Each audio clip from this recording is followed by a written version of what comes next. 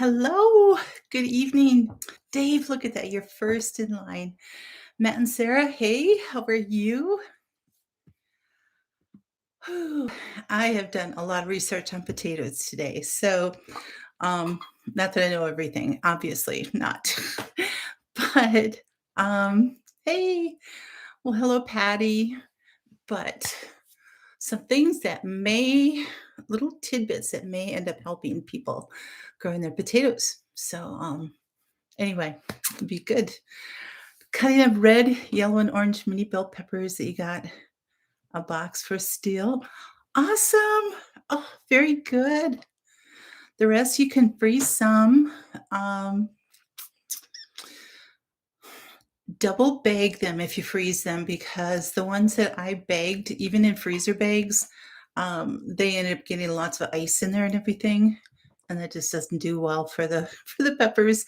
But yes, I would suggest you double bag them. Yes. Hey, Ricky. Hello. Welcome, welcome.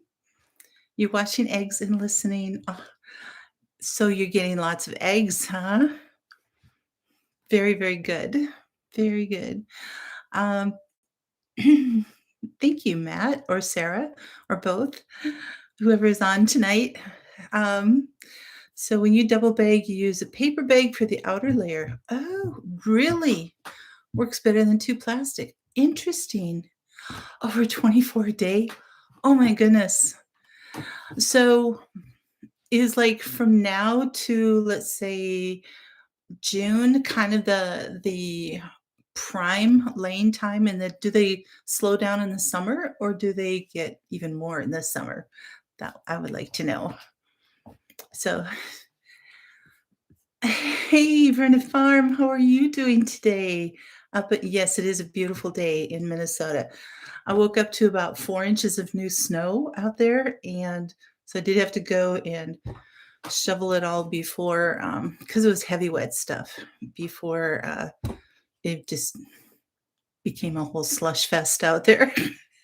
Now I've just got where the sidewalk and part of the driveway is dry, but then I've got huge melting puddles. And I just looked out at one at the end of my driveway, which is like a huge puddle now because all the snowbanks are melting. But there were a bunch of birds in there getting their bird bath. They're like, we haven't bathed all winter long. Whoo, here we go. I'm like, please do. Oh, there's enough avian flu going around that we don't want to have anything going. So you birds, you clean yourself in that salt water that's out there. Yep. Canning, fermenting, or others.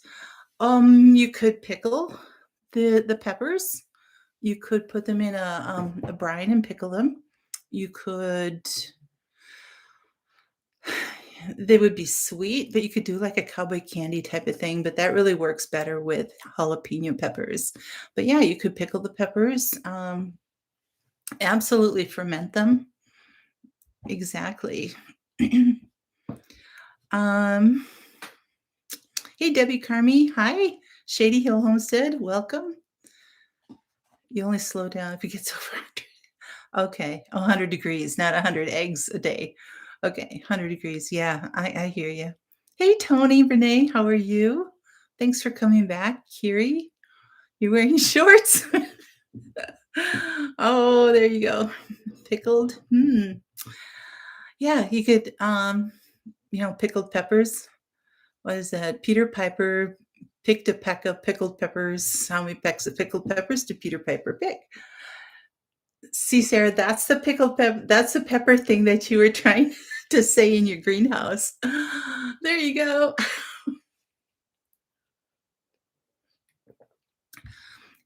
Yeah, so Michigan Daffodil, if you did like cowboy candy with the sweet peppers, you might be able to do that. Your furnace died last night. Oh no. Oh, are you cold up there, Dave? We are. Oh, I don't have my phone with. Oh, not a good thing. We're melting. We're in the 30s. I think tomorrow we're supposed to be mid 40s here. I don't know, Matt and Sarah, what you're going to be, but I am this Sunday is supposed to hit 50, and we're just and what was it, Saturday morning? Saturday morning early, it was negative 35 wind chill. So 35 degrees below 0 Fahrenheit wind chill Saturday morning. And today it's in the upper 30s. So yeah, crazy, crazy weather. But I think we're turning because the whole forecast is showing 30s and 40s. And like I said, even up to 50. You're supposed to hit 60 on Wednesday. Oh, Eliza, it's 40 there. Okay. So we must be, if it's 40 in Duluth area, up in northern Minnesota, I must be in the 40s now. So, um, yeah. Well, Kiri, I'm glad that you're getting warmer now too. Oh, hi, Connie. Yes, I hear you, but going back and forth, absolutely. So, but anyway, it seems to be turning. It seems that spring is on its way. I know we'll still have, a random snowfall here and there. Although there have been times where we get this one in early mid-March and then there's nothing. The rest it just ends up being rain, but so there's that possibility, but we had snow at the beginning of May before, like a foot of snow. So it's like we can't just say, "Oh, spring is here, the warm weather's here," because it can fool us very easily. Hey, Christy. Hi. How are you doing? So, I will show you guys. I did. Oh, it's kind of heavy. Planted my onions. These ones are the ruby reds, so I've labeled them. I'm keeping the top on until they sprout. Because that'll keep the moisture in. Once they sprout and start coming up, then I can take this off and put them under the lights and stuff like that and help them grow.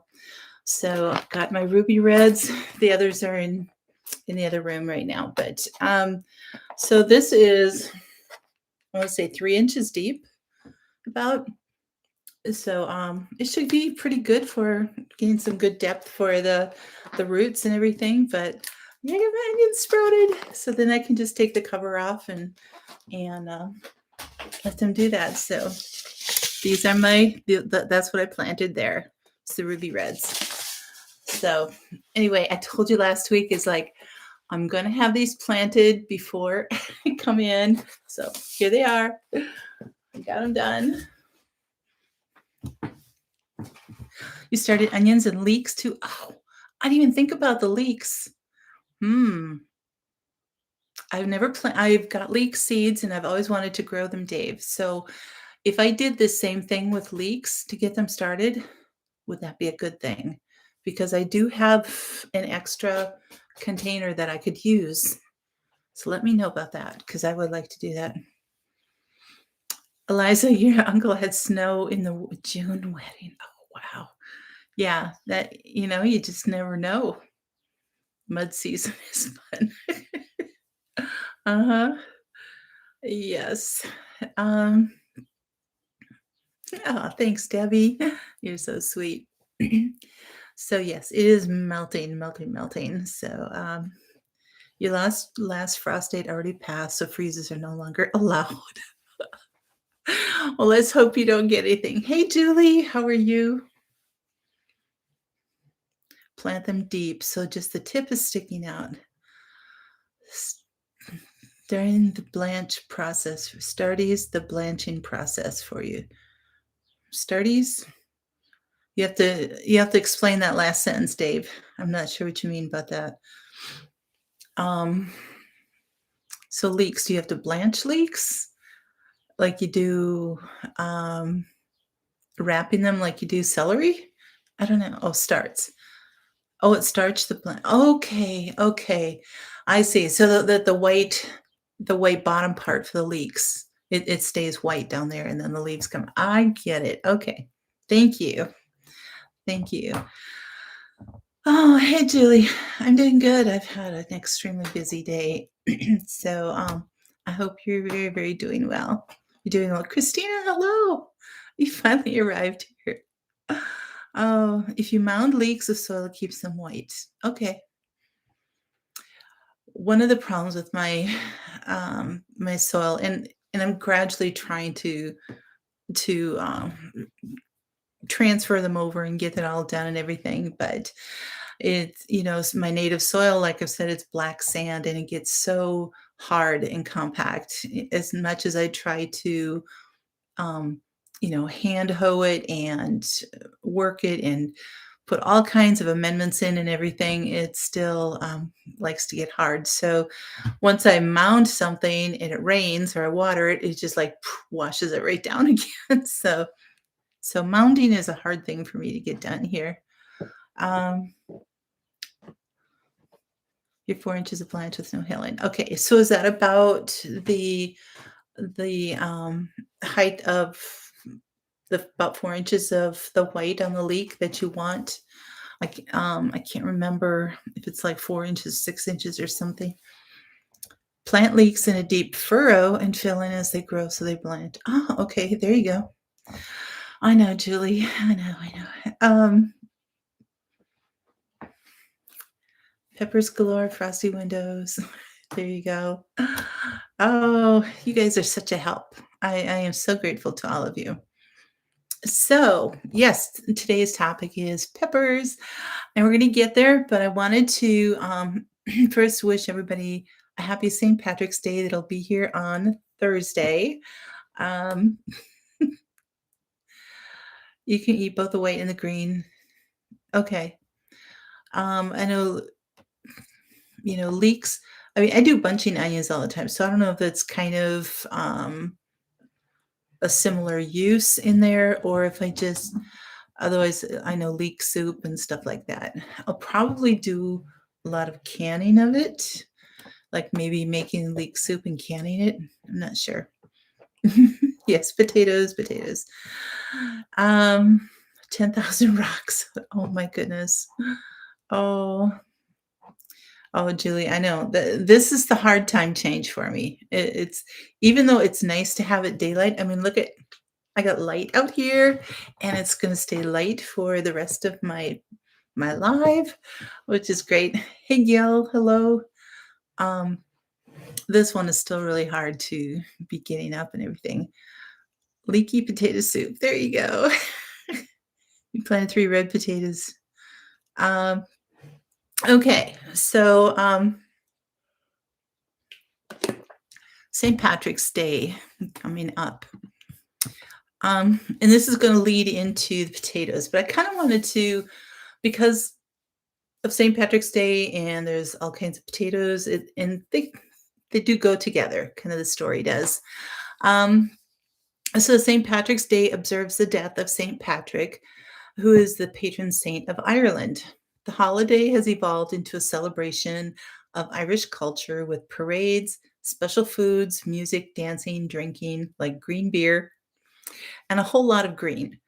The holiday is grounded in history that dates back more than 1,500 years. The earliest known celebrations were held in the 17th century. So, St. Patrick was actually born in Britain near the end of the 4th century, so the late 300s.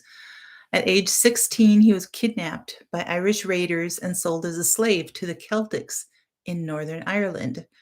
After working for 6 years as a shepherd, he escaped back to Britain. He eventually returned to Ireland as a Christian missionary. So, just some of the little things that go along with St. Patrick's Day. We talk about leprechauns, that they're little red-haired, green-clothed little creatures. The original Irish name actually means small-bodied fellow, and belief in them is just comes from the Celtic belief in fairies. They're not real. So any kids watching this, they're not real. And big kids too, they're not real. um, they're tiny. The fairies were tiny, and they would use their magical powers to serve good or evil. In Celtic folk tales, leprechauns were cranky souls responsible for mending the shoes of other fairies. So the tradition of a St. Patrick's Day parade began in America, and it actually dates back before the founding of the United States in 1776. So records show that a St. Patrick's Day parade was held in 1601 on March 17th in a Spanish colony in what is now St. Augustine, Florida, and another one in 1737. There were some homesick Irish soldiers serving in the English military that marched in Boston and New York City. So a lot of other enthusiasms throughout all of the United States for the Irish heritage families and clans. My brother's wife's family, so my sister-in-law's family are Irish. McBrady, they're McBrady's, and so they have a huge. They come from a town called Maple Lake, so the Maple Lake Irishmen, and so the town is filled with Irish, and they have a parade every year. And so their parade was Saturday, and it was about 15 or 20 degrees above zero Fahrenheit. So it had been windy, but it could have been worse, could have been the day before. But so anyway, they huge celebration. The parades, they wear the kilts, the Irish plaid kilts, and the whole thing and everything. So I don't know where Sean is, but he should come to the Irish parade in his kilt. Yeah, the parade started here in the oh, Julie. Oh, hey, Caitlin, how are you? Um, so anyway, yes, so lots of parades.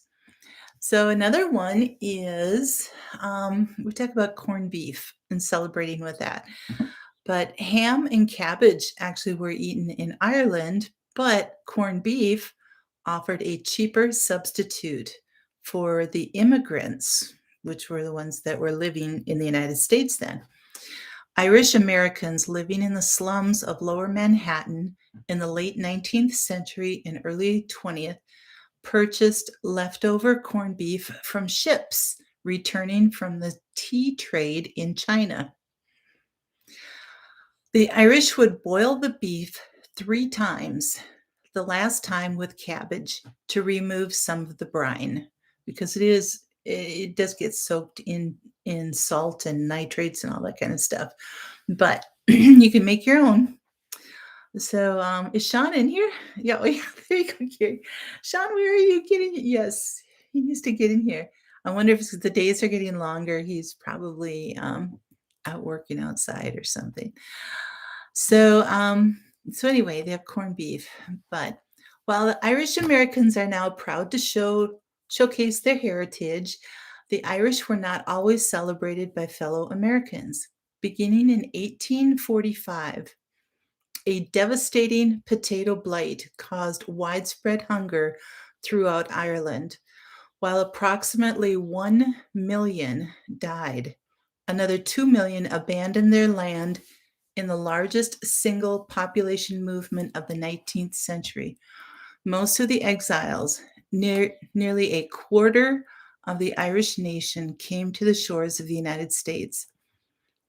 Once they arrived, the Irish refugees were looked down upon as disease-ridden, unskilled, and a drain on welfare budgets. So we're familiar with influx of immigrants, just like what Poland is dealing with right now, different things. So is it a brisket that they used? I don't know, Julie. The corned beef, I think corning, probably the brisket is probably the easiest one. I made some corned beef, canned it maybe a year and a half ago. And I'm going to be bringing it out for St. Patrick's Day. And I probably should have brought it up here. Anyway, I do have some canned corned beef that I made myself. And I don't remember if I used a brisket or just a roast. I'm not sure. You think it's Patty, you think it's a brisket? Okay. Which is probably a good piece of meat for doing that, I would think. Um, so, Dave, you grew up in Derry, New Hampshire, named for yep, Derry, County Derry, which was split from Londonderry and Netfield, where the first potato was planted. Oh, neat! You are just surrounded by history there. All the things that you have, the first things, and all the stuff that um, comes into the United States there. You're just, that's so fabulous. That is so cool. So, County Dairy. Yep. Fun, fun. So, for anybody who has never heard of this or doesn't know, but we'll talk, and I'm going to talk about the Irish potato famine, and that kind of goes into then what kind of potatoes you grow, how we grow, all that kind of stuff. So, kind of a whole bag of things in here, but um, your great grandfather was born in County Cork. Very cool. I want to say my great great grandparents came from Ireland. There was, or was it my greats? I think it was my great greats. I forgot now. But anyway, I have a lot of Irish in my on both sides of my family. So your cousin smoked corned beef. Ooh, hey Ascension Ranch. Oh, that would be good. Julie, get your smoker going. Smoke that and make it corned beef. Ooh, that would be so good. A friend tried to buy brisket in a different state. Wow. Oh my goodness. A brisket is like a great piece of meat. Okay. Yeah, Connie, I hear you about potatoes. Sweet potatoes are good. Oh, thanks, Dave. So brisket is the proper cut for corned beef. So, okay. So the Irish potato famine, also known as the Great Hunger, began in 1845 when a fungus-like organism I'm probably going to butcher this, Patty. You're going to have to tell me called Phytophthora infestans. So P. infestans, they call it. It spread rapidly throughout Ireland. So it was a fungus-like organism. The infestation ruined up to one half of the potato crop that year and about 3/4 of the crop over the next 7 years. So we're talking 7 years of potato famine because of a fungus there. Because the tenant farmers of Ireland, which was then ruled as a colony by Great Britain, because the tenant farmers relied heavily on the potato as a source of food, the infestation had a catastrophic impact on Ireland and its population. Before it ended in 1852, the potato famine resulted in the death of roughly 1 million Irish from starvation and related causes, while at least another million to 1 to 2 million forced to leave their homeland as refugees.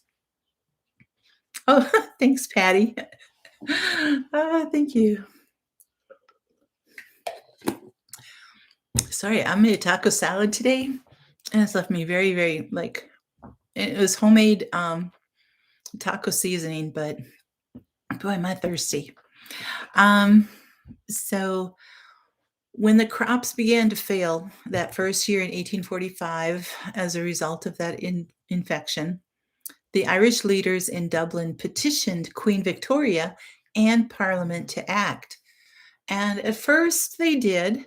They repealed laws. There were so-called corn laws, and those laws had taxes on the grain and other foods such as corn and bread, which made it very, very expensive. But so initially they repealed that, but then they went back to it. I mean, well, after 7 years, they wanted their money, I guess, but still, these changes failed to offset the growing problem of the potato blight, with many tenant farmers unable to produce sufficient food for their own consumption and the costs of other supplies rising. Thousands died from starvation, and hundreds of thousands more from disease caused by malnutrition. Oh, thank you, Patty. A good recipe there. Super awesome. Um, Complicating matters further, historians have since concluded was that, we think things, the powers that be have weird stuff now, but I mean, it's been around for centuries. But anyway, that Ireland continued to export large quantities of food. So here their own people were dying from starvation, but they continued to export huge quantities of food, mostly to Great Britain. I'll just leave it at that. But also all during the Blight. So in cases such as livestock and butter, research suggests that exports may have actually increased during the potato famine. So there you go. In 1847, so it's 2 years into the Blight, records indicate that commodities such as peas, beans, rabbits, fish, and honey continued to be exported from Ireland, even as the Great Hunger ravaged the countryside. So the crops didn't fully recover until 1852, which was 7 years later. By then, the damage was done. So, potato blight is still an issue out there today, but you have to really kind of watch over it. Um, you're right, Patty, absolutely. And in the show notes below, I put a whole bunch of links in there, and there's a great video. It's the potato planting and growing guide video, and it's actually done by in Ireland by a couple Irish people, and they show how to prepare the soil, how to plant them. They talk about which seed potatoes to choose, how they should look, um, all that kind of stuff. So it's a great video. It's only about 7 minutes long, but I think it would really be beneficial for those of you growing potatoes. But they also talk about how to look for blight, how to keep an eye out for it, and what to do if the blight starts to affect your plants. So I think that's great. So um, yes, Michigan daffodil, you're right. It's a human problem. Unfortunately, it affects those people in power, which then devastates everybody else. So yeah, it is a human problem. So Emma Gardner also has a great potato growing guide, and that link is down there. So I encourage you guys to check out all of those links. There's another great video that Townsend's just put out today, and it's on Irish potatoes and greens. And it's a recipe that he cooks. And he talks a little bit about Ireland. And thank you. Thank you, Connie. And so he's cooking it up. So it might be something that you want to try. It's just potatoes, kale, and butter. And that's it. And salt and pepper. But yeah, so there are exactly, Patty. There are some potatoes that are resistant to blight. But if you are and one of the reasons that Ireland does get hit so bad, Ireland gets hit a wee bit more than others, is that I'm going to end up combining my Svenanoli with my Irish. Is that their summers are very wet, and they said it gets warm and wet. Well, their warm is like 70 degrees, so they don't get into the hundreds in Ireland. So they don't have like a lot of heat to be baking off the moisture that would come. So they do stay a little bit wetter. And so that has added to the fungus issues and the blight and the different things like that. So, oh, there you go. There you go, Kiri. So, Irish potatoes actually are one of America's most popular vegetables. The average American eats about 125 pounds of potatoes and potato products each year. So if you have a family of 4, you're talking 500 pounds of potatoes that you would need to feed your family. That's a lot of potatoes. Um, so the edible part, for those of you who don't know, the edible part is underground and it's called a tuber. It's not a root, it's a tuber. Um, Irish potatoes contain 2% protein and 18% starch. Um, huh. Maybe I made that too long then, Connie. I wonder. Um, that I just grabbed the links and I didn't check. Although Townsend's is not, that's not very long. Oh, is not that is yeah, that's when you did. Let me see here. Hey Stringfield, how are you doing? Thank you for coming. There you go. Wonder if that got everything. Um, so these potatoes are an inexpensive source of carbs, and when prepared properly, provide good amounts of vitamins and minerals. So, Irish potatoes are a cool season crop. They grow best in early spring and late fall when the days are warm and the nights are cool. However, the tops of the plant cannot withstand frost. So, if you're in the deep south and you really won't get any frost until, let's say, probably maybe December, January, or something like that, you could plant them in like August or September and then be able to. September might be a little bit late. I'd plant them in August and make sure that they can end up growing there. All right. Potatoes and greens look good. Watch. Oh, you did watch that too, Dave. Excellent. Ascension Ranch, you planted 2 pounds last year and it yielded 35. I know, it's amazing the yield you get. Exactly. Um, so the most common types of Irish potatoes are red or white, and most red varieties store longer than do the white varieties. So if you are looking for a really good storage potato, red potatoes store much longer than white ones.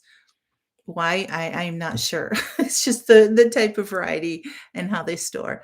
However, most white varieties are better for cooking than the red ones. They make better mashed potatoes, baked potatoes, all that kind of stuff. They're just a little better for cooking. Now, the red ones you could cut up to do, um, fried potatoes and stuff like that. Fry them up in the pan or saute them or roast them. Roasting them in the oven would be great. So, I mean, obviously they're still really good for eating, but if you want something that's really, really creamy and smooth, the white potatoes are better. But there again, you need to grow the kind that you're going to what your purpose is for them. If you're going to have just, a few that you want to eat within 2 or 3 months and they're all going to be mashed potatoes or whatever, then grow white potatoes or russets, that type of thing. So, does prepared properly include French fries? I think that kind of kills the good in them. Unless you are baking them or roasting them in the oven, you could do that, Curie. You could toss them with olive oil and salt and roast them in the oven. It's not quite the same as fried, right? So, there are actually over 200 varieties of potatoes sold in the US alone, and they fit into one of 7 categories. You have russet, red, white, yellow or gold, purple, blue, the blue slash purple, fingerling, and petite. So those are the kind of um, categories that you will find whenever you go look for them. Um, excuse me, you need to choose the variety that not only grows well for you, but again, how you will eat them. Yukon Gold makes the best mashed potatoes. So, and they have such great flavor too. Yukon Golds are great. But again, russets for baked potatoes, also mashed, and fries. So you can do russets for fries. Purple Vikings are the best you've ever had. Oh, they have white flesh. Okay. Oh, wow.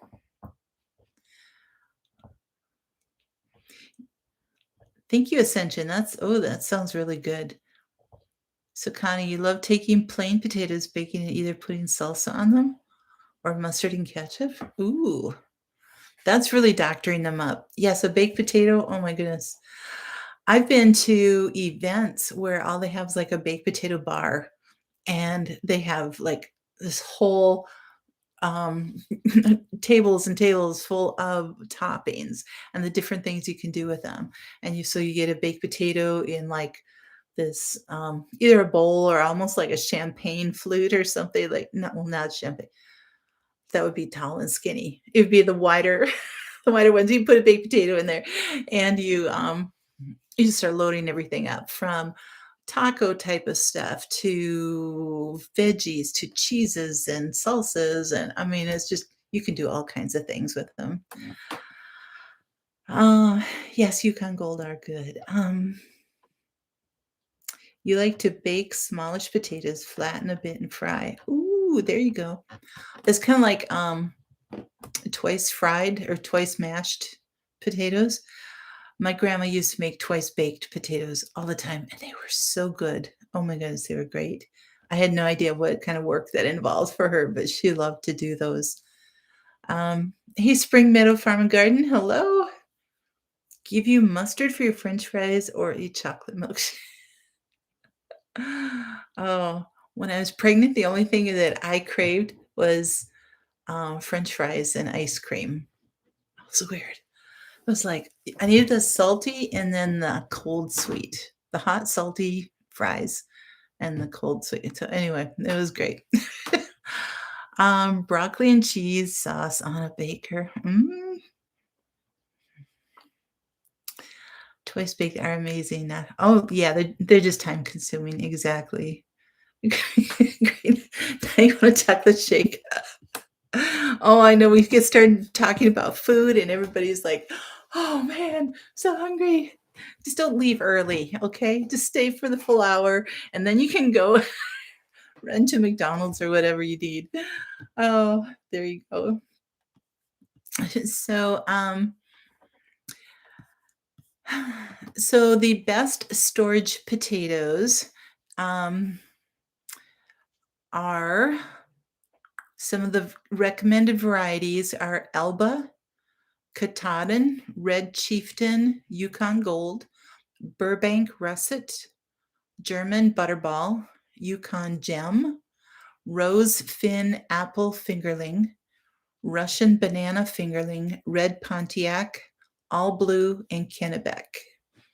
So I know I kind of went through that, but this information is part of the links below. So you can find that.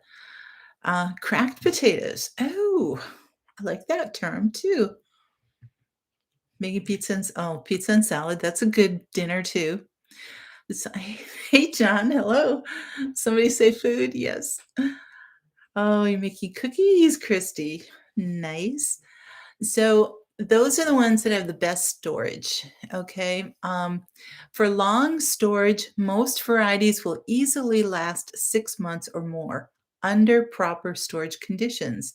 You need a cool, dark basement, no light entering in or anything like that. It's got to stay cool. So, anyway, on to growing and harvesting and all of that stuff.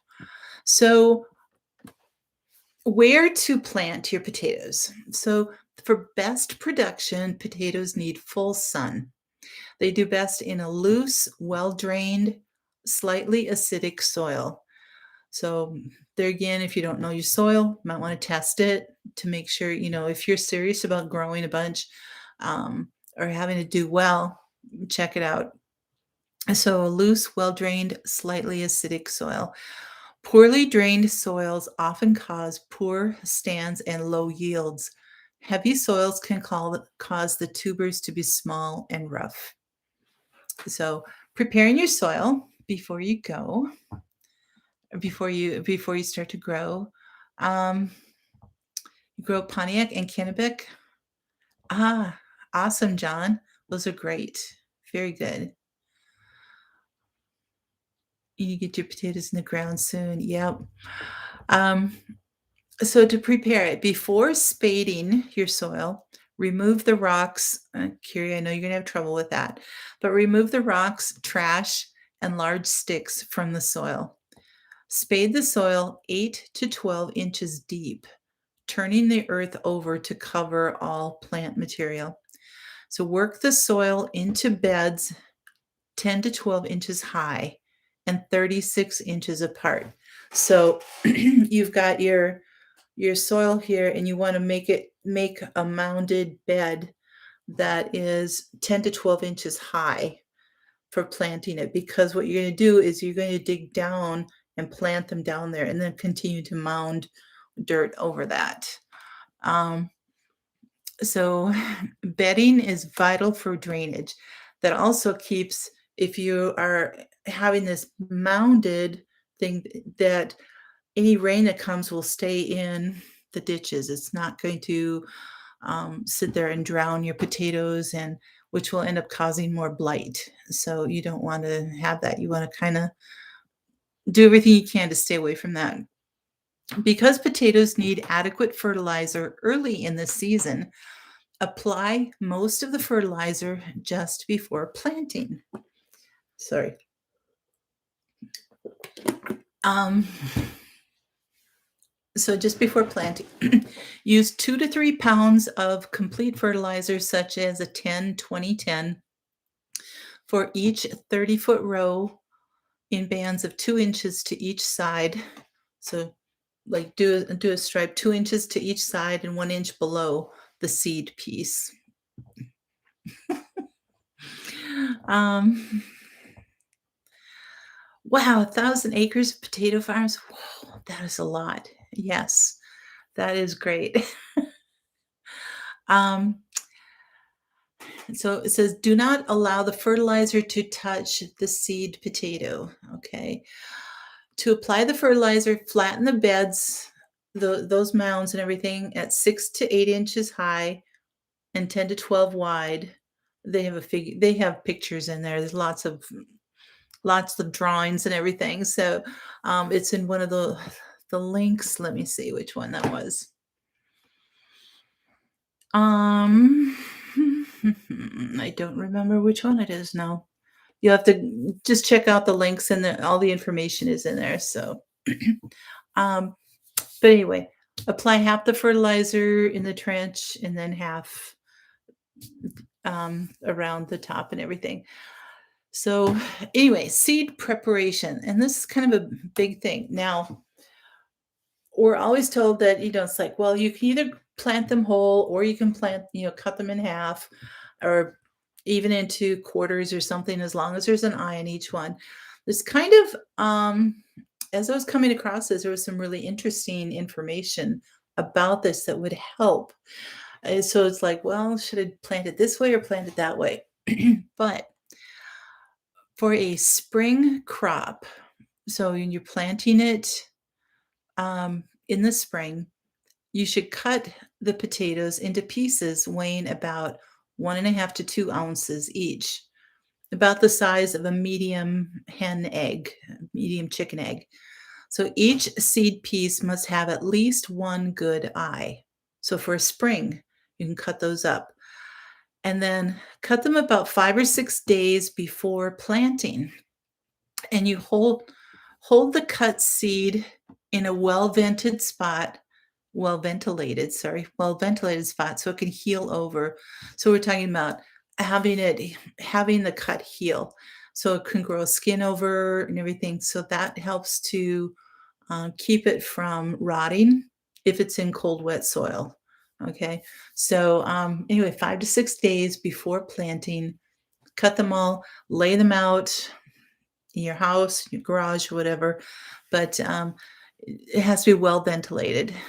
Don't just tuck them away in a, basement corner or something like that. Um, make your potatoes into pirates. I I matey, get those eyes a cutting. Yes. I'm sorry. I'm a little tired. Much of your yard is actually okay. And people are dealing with a lot of rocks here. Yes. Um, all right. So that's for planting in the spring. If you're going to plant in the fall,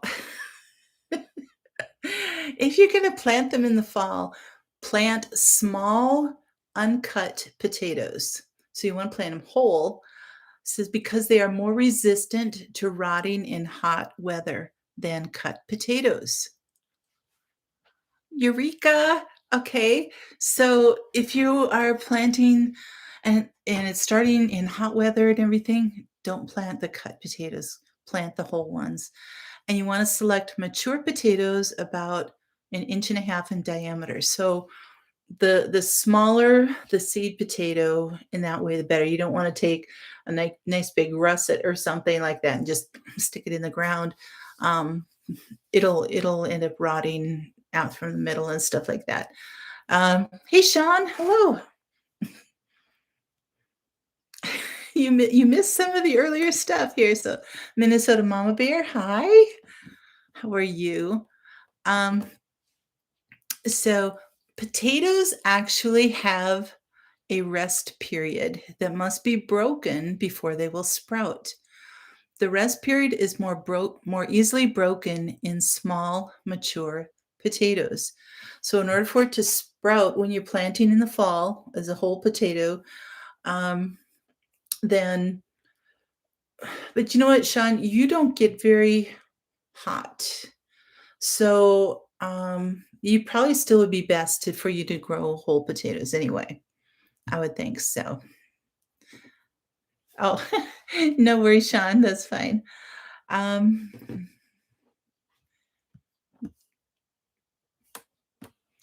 well, John, we're just all young at heart, right? So, Gil, your wife does stacking beds for potatoes. She adds 2 by 6 level and soil. Very good. That's a great idea. If you're having raised beds, just add another frame to it, as it's going up. Start kind of low and then just keep adding a frame. That's great. Um, another thing that I've seen that I don't recommend, but it's kind of the same principle, is they'll start them in a tire and then they just keep adding tires to it and stacking it up so that it keeps growing and growing. But there's a lot of chemicals that get leached out from the rubber in tires, and I would not recommend that. But I've seen that grown that way. So it's basically the same principle. Um, anyway, so Dave, you cut big potatoes in half or maybe a third. You let them scab over and then you plant them. Okay. Less seed potatoes. Yep. True, Gil. Absolutely. The tires get really hot. And so but I really like the thing of just having an added frame. And you don't need a huge space. You know, um, so you can even grow in grow bags, you can grow in buckets, you can grow in, I would use the smallest bucket would be like a 5-gallon bucket. If you can get something bigger, that would be great. But so anyway, we're talking about the rest period that a potato has before they'll sprout. So it said to make sure that that rest period is broken, you store small seed potatoes under warm, damp conditions for 2 weeks before planting by placing them in a shady spot and covering them with moist burlap bags or mulch. The potatoes should have small sprouts at planting time. So that's if you have potatoes that don't have a lot of sprouts or anything, and you're trying to get them to sprout. Um, the video that I told you about in the potato planting growing guide, Um, they were explaining that if you're planting a potato that's got, let's say it's got a long eye to it, um, you want to be really careful for those because if they break off, it won't. They said it won't keep growing from there. So, so you have to be really, really careful when putting in the ground and packing soil around it. You also don't want that eye or that sprout to get out above the soil because if you end up getting a late frost or something, it will kill that, and there will be no plant that grows from that sprout. So you do have to be careful with that. So either mulch it really well, or just make sure it's under the soil really far. That video shows really, really good, like, the distance and how far to plant them down. They're using centimeters, but I think you can kind of figure out the, um, the other distance with that. Um, but, you don't wanna just put them 2 inches below the soil, you need to get them down in. So, it's really, really good.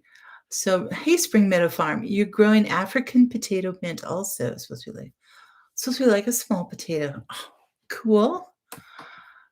Dave, you said, "I see no improvement in success rate, just takes fewer seed potatoes." Okay. Oh, use white walls for less heat. There you go. Oh, you're so funny. Um, so anyway, so the seeds need to have their sprouts going. Seed is usually more available in the spring than in the fall. Many gardeners buy extra seeds in the spring and then hold them over for fall planting, but keep them stored in a cool, humid spot, such as the bottom of the refrigerator. And so if you want to designate one drawer to fall seed potatoes, you can do that. Important, do not save your seed potatoes for more than 1 year. This can cause buildup of virus diseases and reduce your yield. So you don't want to introduce those viruses or that disease into your garden. Plant potatoes when the soil temperature um, reaches about 50 degrees, 4 inches deep. So that's about how far you'll be planting, about 4 inches deep, and it's got to be at least 50 degrees.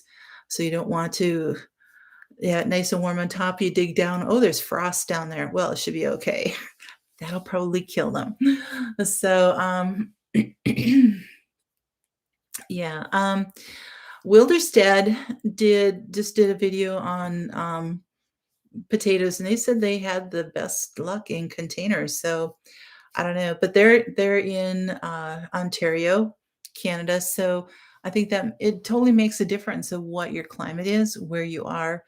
Um, like for Julie in California, you're hot and dry, all summer. So if you're in the desert or the deep south or something, you just have to try to find the different ways for you to grow. Thanks, John, for coming in. I really appreciate that. Oh, say hi to Angela.